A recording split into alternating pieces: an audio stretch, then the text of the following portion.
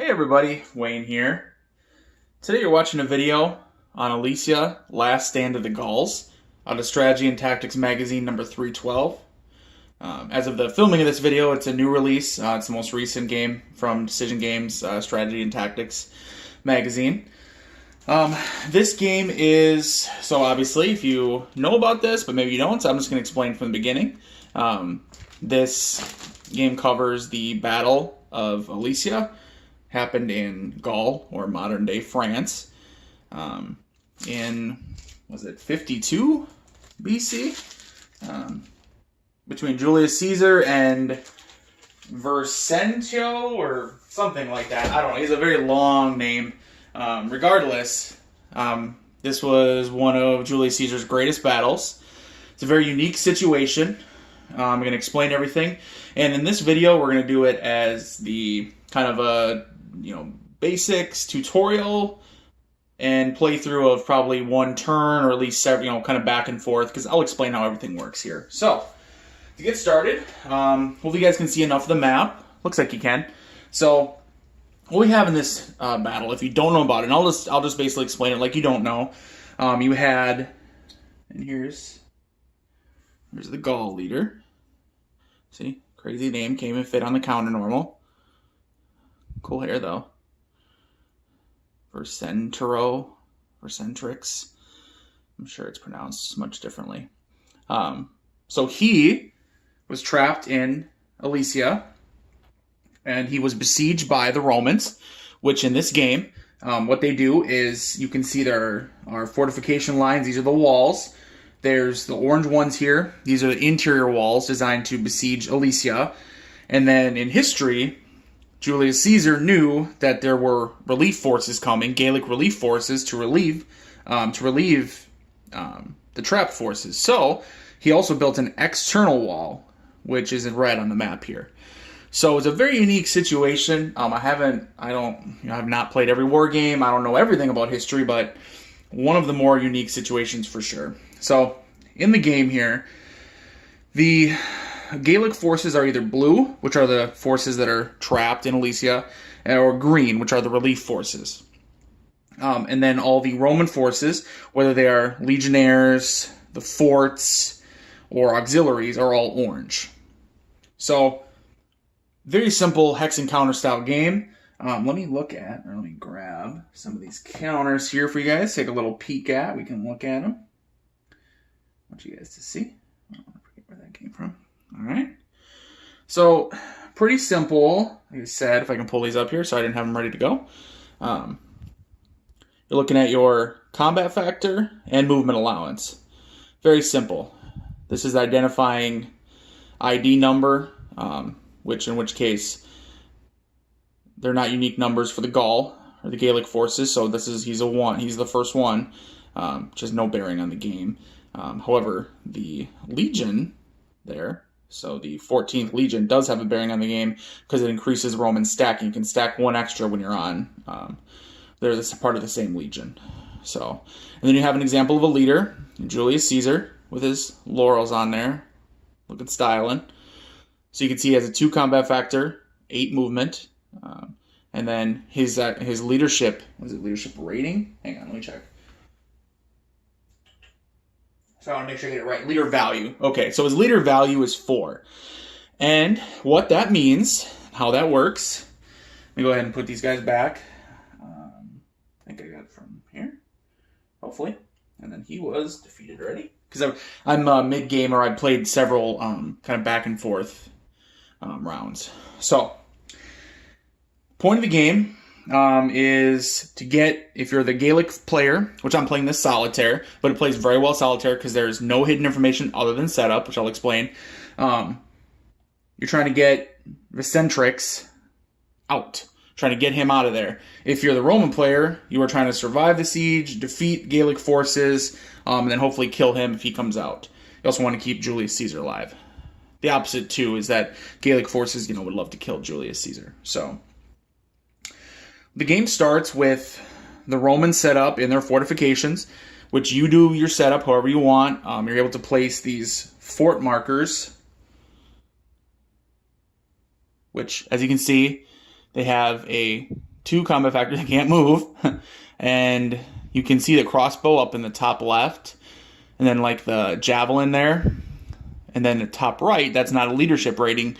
That's their range. That means they're ranged and they can shoot 2 hexes. So pretty cool. Which there are only a few auxiliaries that have range attacks. Otherwise, most of the units in the game do not. It's mostly melee combat. So like I said, other than the Roman forts, and then some auxiliaries for the Romans, and then some of the units in Alesia have some range attacks. Some archers, and then, like I said, I think some people throw javelins. So let's see here. When you set up initially, like I said, for the Gaelic forces are in Alesia. The Romans set up on their fortifications. And then it's actually a hidden setup for the relief forces, so the green Gaelic forces. I don't know if you can see it very well, but there's, yeah, you can see how it says west over here? Well, there's the directions all over: northeast, east, southeast, southwest, west, northwest. And you're actually supposed to set them up hidden, the Roman setup, and then you kind of reveal that. Well, obviously for solo, there's no such thing as a hidden setup. So what I do in the solo game, for my setup, and I did post this on BGG, kind of different ideas on how to do setup, is I simply place the Gaelic in Alesia, I set up the Romans, and basically what I'm doing is I spread them out to start, which makes sense. I mean, they would be spread out expecting an attack from any direction. Some interior to hold the forces in Alesia, so on the orange, and then some exterior out on the red here. And then what I do is actually roll at that point.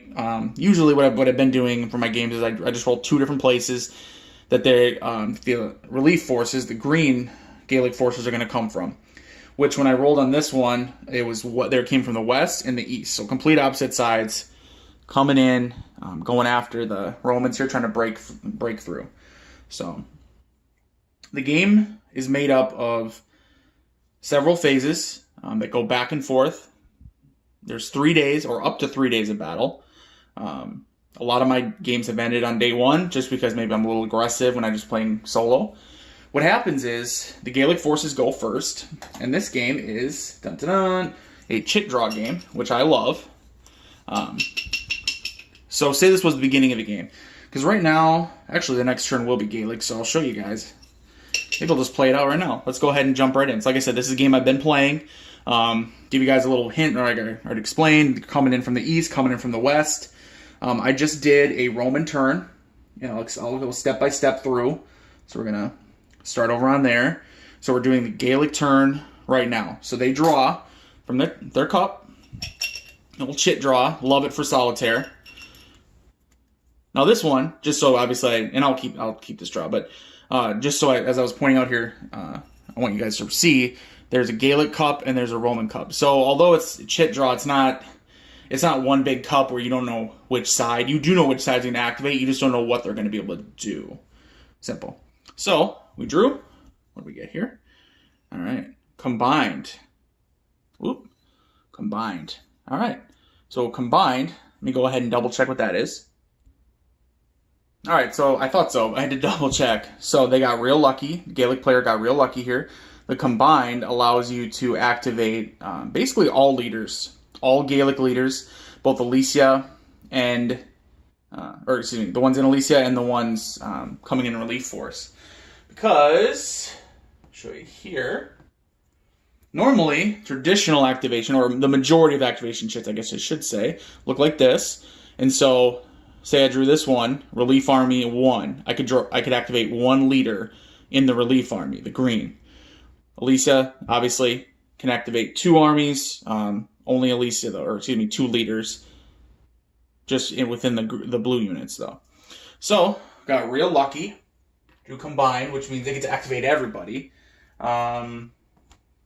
Which, that's interesting because there's 2, 3, 4. That's crazy. That's all right. So I guess my games I've been ending before I draw that. I swear. All right. So normally what you do, because we're activating all of them, I'm not even gonna mess with it. But normally what you do is there's these leader activation chits, and so normally you pick. It's 1, 2, or 3 you're drawing, and this is the Roman side. There's the Gaelic side. And you would, when you choose a leader to activate, so you can activate just one. You go ahead, you pick that one guy, you know, yep, I want him to activate and activate the units around him. You go ahead and you put that on him, and then you know. In this case, though, it looks like we drew everybody, so we're not going to worry about the chicks here. So, everybody, huh? All right, so how it works with leader activation, and we'll go ahead, we'll start over here and just kind of work our way around. Hopefully, you guys can see. Let me see if I can kind of zoom in a little bit here. You guys will be able to... Nope, that ain't going to work, huh? Shoot. All right. Let me go ahead and I'm going to take you off the stand here, so apologies if it bumps a little bit. All right. I want to get close so you guys can see what I'm talking about. So, here we have Comius. So Comius here is going to activate. And he has a leader rating of 3, which means he can activate friendly units up to 3 hexes away. Pretty standard for Ancients games. You know, usually we'll have like a leader rating where it's a certain amount of hexes. You know, there's no radios, so it's kind of, you're spreading the word, yelling / couriers / flags maybe. You try to get the word out, but there's no radio, so you're going to go ahead and you only have a limited range. Fortunately, I was able to, as a Gaelic player, I was able to keep everyone within 3. So if you look, 1, 2, 3, 1, 1, 2, 1, 1, 1, 2, 3. So they're all within range. Again, all these units can be activated by Comius, and they are going to activate. Now, if you look here, you can see, for instance, these Gaelic forces are adjacent to Antonius and these Roman forces. This game has a locking zone of control. So when units go adjacent to an enemy unit, like they are right here, neither of them can move unless forced to by retreat. So they're gonna be battling here. They're gonna be stuck here, so they can't move. Same thing here. They're locked in. These all can. So all these other units can move. And the way the game recommends is move the units first, then move your leader last, so that way you know what activates. Obviously, I know all of these are going to be activated. What I do is I turn them sideways a little bit, or at just a little bit of an angle. Then I know they've moved, or in this case, they can't move, so they're going to stay still. So, following the sequence of play here, we drew our command marker, which was the combined arms. Where'd that bad boy go? Go ahead and throw it back in there. No, I'll have to find it. Anyway, so, I put it back. Okay, so, combined, excuse me. We drew our command marker. You activate the leaders, which we get to activate everybody. So now we're on to the movement phase. So now we'll go ahead and do our movement. Movement is very standard. You have, remember the movement allowance here in this stack or this unit, let's say he has a 3. So he would go ahead and he would move. And he can move up here, and that's what I'm going to do here. It's into a clear hex, which is 1. He's crossing a river that adds, or a stream hex side, that adds +1. So it'll be a total of 2, which he has 3, so that's fine. He now entered the zone of control of both of these stacks of Roman units, so if he couldn't continue moving. He has to stop here.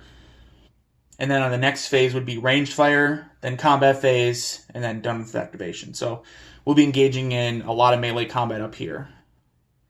And you just continue on. Go ahead, and I'm not going to show every single unit here. That'd be a little tedious, but let's see. 1, 2, stopped, and so on and so forth. I'm going to go ahead, I'm going to pause the video while I actually move the rest of these here, and I'll show you the aftermath of the movement. Alright, so, trying to zoom in a little bit here, excuse the movement. I want to show you guys the fighting here.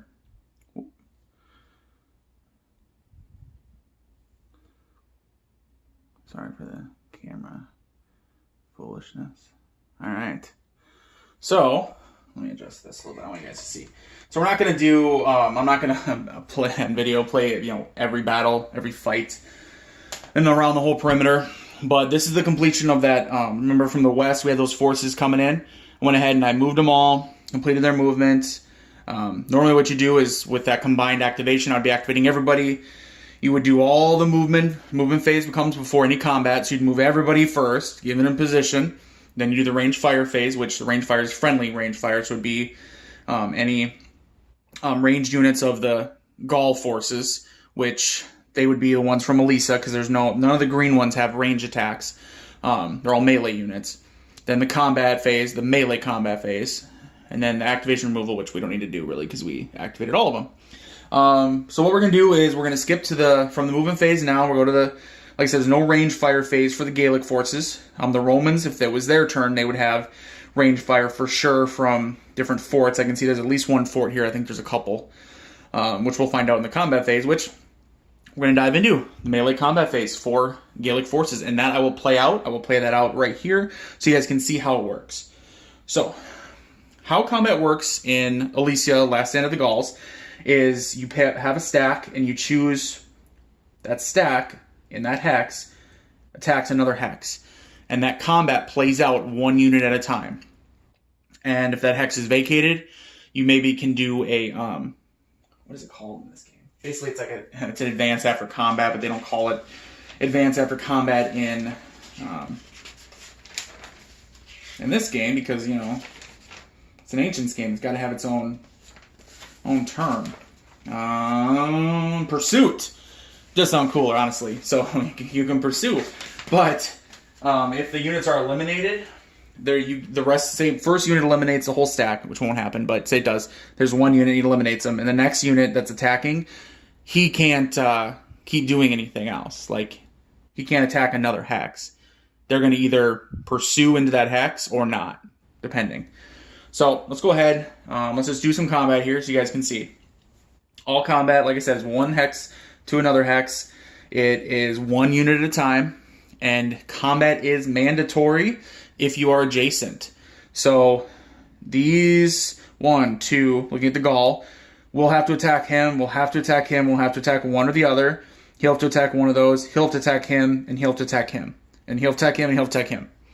So, you know, part of Ancients warfare, right, was that units, when they're in proximity to each other, there's very little command and control, right? They're just going to attack. And they're going to keep attacking until they are defeated, they're routed, or the enemy is routed, and they're able to pursue them. So let's dive right in here. So, combat, like I said, is 1-to-1, and when you cause a hit, the defender is able to apply it to whatever unit they want in their stack. So you don't get to target a unit, you target a hex. So starting off here, we have these two Gallic units. Hope you guys can see them. 5 and a 3 and a 4 and a 3, which, well, really it's just combat factor that matters. Yeah, you should be able to see it. So 5 and 4. Simple stuff. What you do is you gotta obviously look at the combat factor. We'll start with the low one, the 4. And then we look at him attacking there. And the units don't have a defense. What you're doing is you're looking at terrain. The terrain modifiers are what's going to affect you and cause shifts. Because how it works is, do I have the, well, it's down over here. Let me show you guys.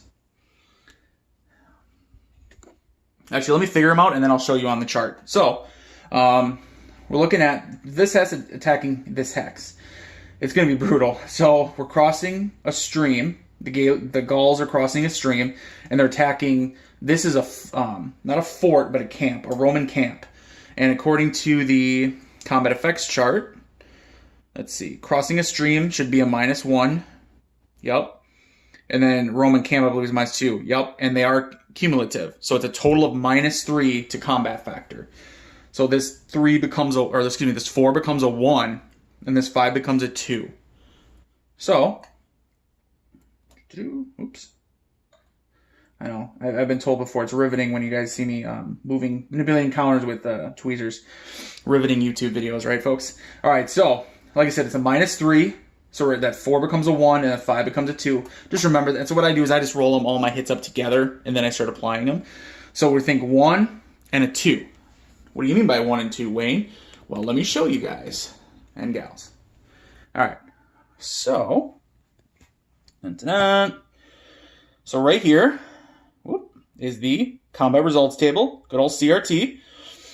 And what we're doing, we have that 1 or less, and then the 2.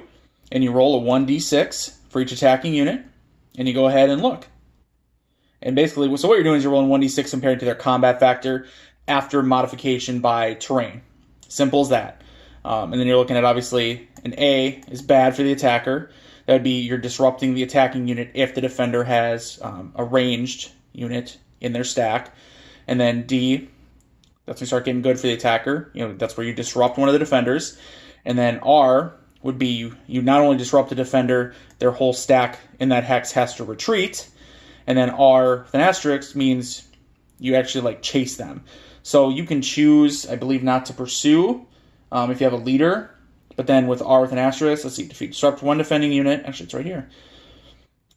Attacker must pursue if enemy hex is cleared. Otherwise, pursuit is optional for attackers when clearing defending hex.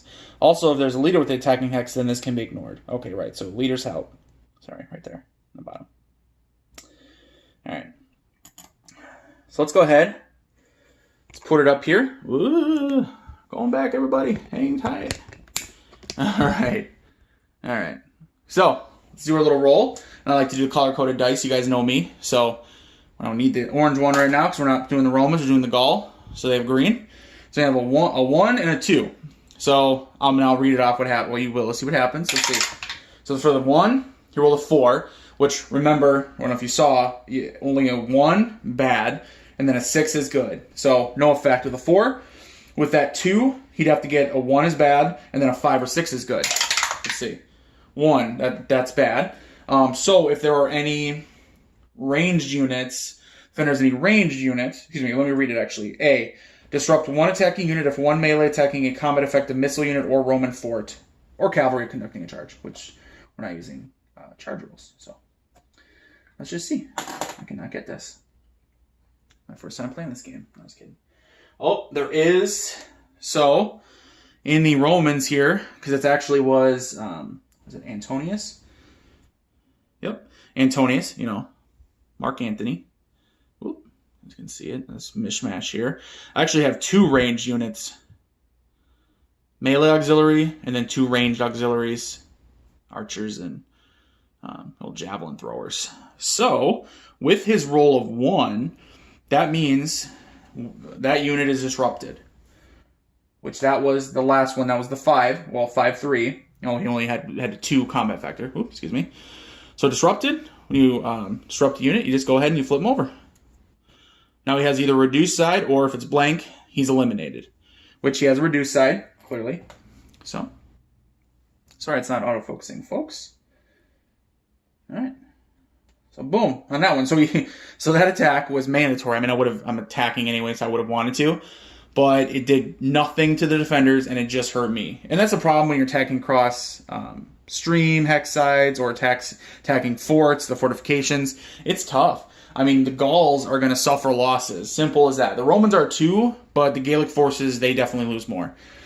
So I like to rotate it just to show that, yep, went ahead and did him. So now we have this stack as well. We have to attack this. We have to attack, and that's the only Roman hex, so we're going to attack there. We're across the hex side, and it's the fort. So remember, total of -3, which we have a 5 and a 6 here. So it's basically 5 minus 3, 2, 6 minus 3, 3. So a 2 and a 3. Let's see what we can get here. 2 and a 3 combat factor. The 2 first, 1. Oh my god. All right, well, he's disrupted. Remember, because the Romans have a range unit, and he's disrupted on a 1. All right, and then, so here's a 3 combat factor. A 4. All right, good. Disrupted on the defender. Thank God. So he disrupts the defender. So now the defender, which is me as well, I get to pick what unit I want to disrupt, which, as we talked about, disruption is basically you flip them over. I'm pretty sure if we look at these, they're not going to have, oh, they do have a disrupted side. Okay, cool. Okay, I thought some of them, yeah, we definitely don't want to do our leader. All right, let's go ahead and we'll disrupt this javelin dude. So, flip him over, put the stack back. And as usual, folks, when you're playing a hex encounter game by yourself, I think it goes a lot faster and a lot easier to manipulate the counters. I know if you guys are watching this video, hopefully you're not just like, what the heck, it's taking forever. Well, it always takes a while when you're just, trying to explain things and then manipulate these counters, down on the table. So, all right, that was my little commentary. All right, so let's continue the attack here. This hex, what does he want to attack? He wants to beat up on Antonius over here. So he's going to join the attack there. He does not have to cross the stream hex side. He's just attacking the camp. So that's -2. And he has a 6. So 6 minus 2, 4 combat factor. That's pretty good. And a 4 combat factor, is all he has to do is roll a 4 or higher. He rolled a 1. Yeah, I can't make this stuff up. You're seeing it on camera, folks. All right, so he is, because there's a missile unit in the defender's hex, he is disrupted. Wow. They're getting taken out over here. All right, then. Go ahead in this stack here. He's going to attack. It's across the hex side both ways, isn't it? Shoot. What do we got here? There's some units, and I think there's a fort here. Yeah, forget that news. Forget that news. So these two at this hex are going to attack that hex there. A 2 and 3, which they're crossing a stream. And then he's up on the walls, which is, let's see, Roman outer wall against the teeth, -2. So it's again, that's a -3. So it's 2 with a -3 and it's 3 with a -3. In both cases, it goes down to a 1. Doesn't go any lower than a 1. So a 1 is rough for the attacker. A 1 combat factor, excuse me. Because on a 1 combat factor, you only get a hit on a 6.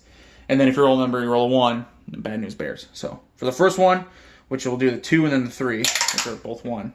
5, oh, close. We got a 6. And for the other guy, a 1, which, fortunately, remember, that's only, this defending stack does not have a ranged unit.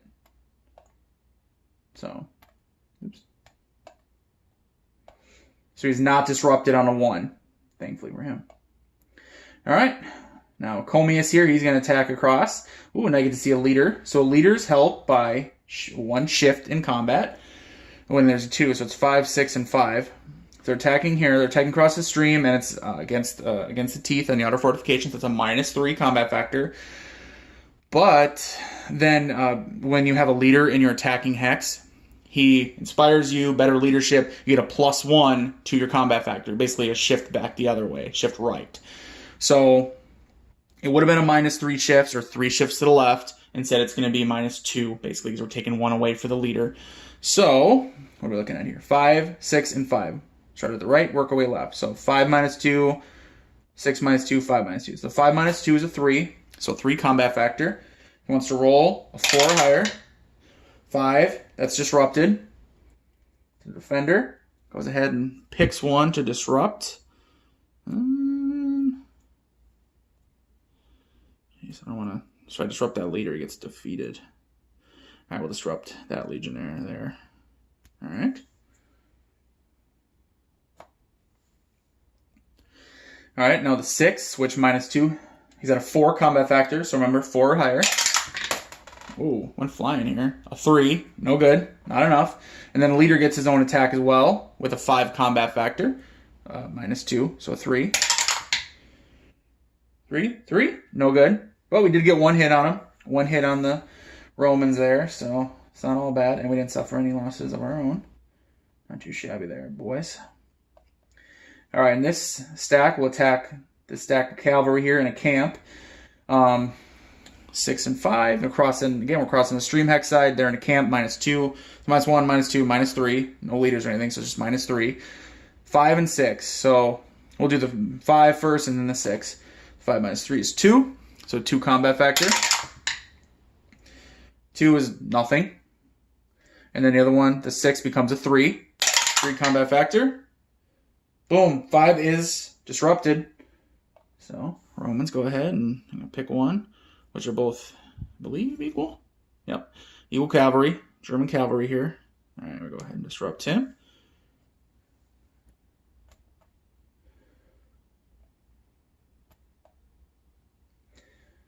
Fjord here. Fjord? What is it? Epord or Epord something. My bad. Fjord. Apparently the Vikings have showed up too. All right, so they're going to attack with their cavalry. Looking at the Roman camp, there's no hex side, no stream or anything, so it's just a -2 for the camp. And then there's a leader. So remember, so the -2 will become a -1. So 2, 2, and 3, which unfortunately -1 still makes them 1. It's going to be 1, 1, and 2. So for the first cavalry at a 1 combat factor, nothing. Second cavalry at a 1 combat factor, nothing, close. And then the leader At a, what was he, at a 2 combat factor with a 3? Oh, nope, no good. So nothing happens. So as you guys can see, as you get going, it actually gets going pretty fast. So, as I have said before, and I already said in this video, when you're doing hex encounter games, you're doing them on video, it can go a little slower. It can seem a little more tedious maybe. But in reality, when you're just sitting there playing and you're cozied up to the table, you're drinking your coffee or whatever you're going to be drinking, and you're playing, it goes a lot quicker. All right, so this last one here, attacking the camp, -2. They're both 2, so it's going to be a minimum of 1. So 1 combat factor, which means they need to roll a 6. They roll a 1. Fortunately, cavalry, is just Roman cavalry. They do not have a range, so there's no disrupted attacker. And the last one is a 3, nothing. So, this one is a little brutal just because of this little round here combat. Because across in stream hex sides, everyone's fortified, everyone's in encampments, things like that. What happens is the Gaelic forces, you get up to these walls, you're attacking, you're pushing, you're fighting, you're losing guys left and right. Suddenly there's a breakthrough. Suddenly you defeat these cavalry, and these guys stream up in. They get into the wall. Once they're in the wall, they only have a -1. So instead of having these -2, -3 attacks, lowering your combat factor to 1 or 2, suddenly you're attacking at a -1. And now you're looking at a 4 combat factor. 5 every time you attack, you have a 4 combat factor. Now the Roman legions some of them are pretty tough too. But if you notice, there's a lot of 6s, 5s, 5, 6, 6. On the Gaul side, the Romans is a lot of 3. Those leaders are only 1 on top, so but 3, 3. These legions are 3. Most of the legions are 3. I think there's only a couple that are actually 4. So the Gauls, unit for unit, are actually a little tougher. It's just that the Romans have the benefit of the fortifications. So that was the combat phase. Like I said, in a normal game, you would have the combat with the other units as well. And then goes to the activation removal phase, which you'd be taking the little leader counters, whoever you activated. And then it's the other guy's turn. So in this case, it'd be the Romans. So just a quick sort of example. They go ahead and they draw from their cup and say, oh, they got a 3. Which means they get to go ahead and activate 3 leaders. So, just to show you guys, and I'm not going to play it out, but I just want you guys to kind of see. A little better here. Okay. Say I'm like, okay, I got my 3 guys. So what I want is, I know that I need to reinforce on the west here. So I'm going to activate this. You guys can see him. Yep. There's a leader up here. He only has a 1 leader rating. Basically, it's like a legionnaire leader, so like a centurion. Activate him, which he can activate his stack and then 1 around him. It's only his stack. But then I'm going to go ahead and, when I pick my activations first. When I'm done, I would be, okay, I want to move him closer, so I'd move him down closer, blah, blah, blah. 1, 2, and move him down there to support. Then I would say, okay. Remember, the movement does come after the activation, so I'm skipping that step. Sorry, guys. So I'd want to activate, say, Julius Caesar here with his 4, which means he can activate up to, 1, 2, those guys, those 1, 2, 3, 4, those guys. Although they can't move away because they're locked in the zone of control with them. Here you can activate them. So you can activate quite a few guys right here, or say, okay, and now I want. Where's my other guy? Tiberius, whatever, up here with the 2. His stack. I want to activate them because I want to bring them down because I need their help. So I'm going to start, moving them around. Then I go ahead and do the movement phase. Then you do range fire, which for the Romans especially because they have all the forts all have range fire of 2. So right now you can even look, and there's no obstruction, there's no line of sight issues in this game. If they're within those 2 hexes, they're going to get shot. And remember, there's those other units too. There's some, archers and javelin throwers. There's just not a lot of those. It's more, the range fire phase is going to be primarily, not totally, but primarily from the forts. And they have a 2 combat factor versus, I believe, all the other range units only have a 1. So, and there's no, like I said, there's no line of sight, there's no terrain, so that 2 is a 2. So this fort can attack 2 hexes. So see, 1, 2. He could be attacking these Gaelic cavalry. This fort can attack this leader's hex. I think there was another fort right here. He can attack, any of these he wanted to attack. Another fort up here, he can attack, 1, 2, any of those he wanted to attack. So you'll see in the range combat phase that those Romans can really hit back with their forts. All right, so this video is at 35 minutes. I think we're going to call it for the video. I was able to show you guys, although I didn't get to do a full turn back and forth. I think you got a good idea of what it's like. So this is an Ancients game. Chit draw, sequence of play. You draw your command marker. Okay, what do I get to do? What do I get to do? All right, I get to activate 2 Alesia leaders. Boom. You go ahead. You pick which ones you want to activate. You activate them, that leader, and the units around them within range of their command rating. You then move them around, move them into position for combat.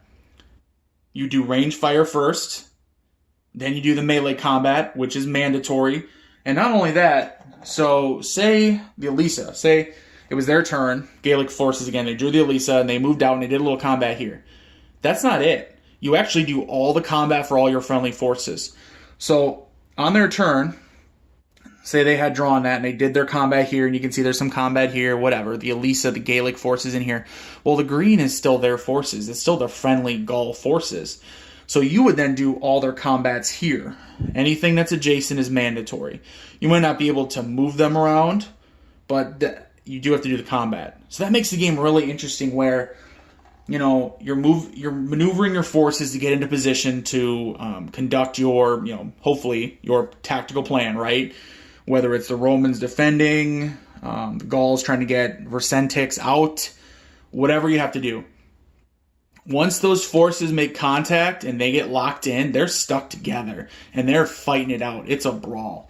So now right over here, this is it. I mean, this is going to be a brawl over here. There's some other units you can see, but I mean, am I going to open a hole where they can slip through? Is it going to be where I'm going to try to maneuver them around? Because you can't ever exceed stacking limits, which stacking limits in this game are pretty harsh. I mean, it's a tactical game, so you can only have so many units in a hex. I mean, a hex is going to be, I don't even know what each of these hexes is, a couple 100 yards, 100 yards. Like, you clearly gotta be, you can only have so many guys in the 100 yards, especially back in the day. So, you have 2 units, that's it. And during movement, you cannot exceed stacking. You can never exceed stacking limits. So I can't maneuver these guys through them to get up here. No, they're stuck back here. And if these guys have to retreat and they're not able to go anywhere, they're going to suffer elimination. Those units are going to be eliminated. Simple as that. It's kind of brutal, actually. But that was Ancients Warfare for you, right? And the game does a good job of showing that. Combat is brutal. You're going to suffer a lot of losses, both sides. The Gauls especially when they're attacking the fortifications. But when they get a breakthrough, that's when the Romans start panicking. That's when you're rushing reinforcements to the line to plug that hole. I just had a game. I put up a after-action report, replay, written one on BGG, where the Gauls broke through from the south. They came from the southwest. They broke through, created a corridor. Vercingetorix was almost out, and then at the last minute, a Roman legion swept around, hit him on the flank, and killed him, and that's a sudden death victory for the Romans. So, couldn't tell from the video, couldn't tell from me talking about it. I really like this game. It's a great tactical Ancients game. The rulebook is fairly light. The game plays fast once you're rolling. As usual, as I've said, when you're doing it on video, it goes a little slower. But when you're just sitting there playing, and once you've done, I would say do one game, start a second game, and you're going to be rolling. You're going to have, I even made up a little player aid myself, so I can have, because some of the stuff on the map is off to the side, and it's actually kind of at an angle, because this is technically a 2-player game. Because I play it solo, I have my little cheat sheet here with the sequence of play up top, and then the terrain effects chart with the movement cost, and then the combat effect for melee and fire combat listed here. So, I hope you liked the video, folks. Comment below, like, didn't like, want to see more, let me know. I love this game. I have a lot of fun with it. This is one of the better magazines game I've ever played, frankly. I'm really excited. Really did a good job. Joseph Miranda, congrats to you. You did a great job with this one. This could have been a box game, honestly, I think, and they could get away with it. It's quality of everything is pretty good, but the actual gameplay itself is fantastic. So, well, again, I hope you enjoyed the video. Thanks for watching, guys, and till next time, bye.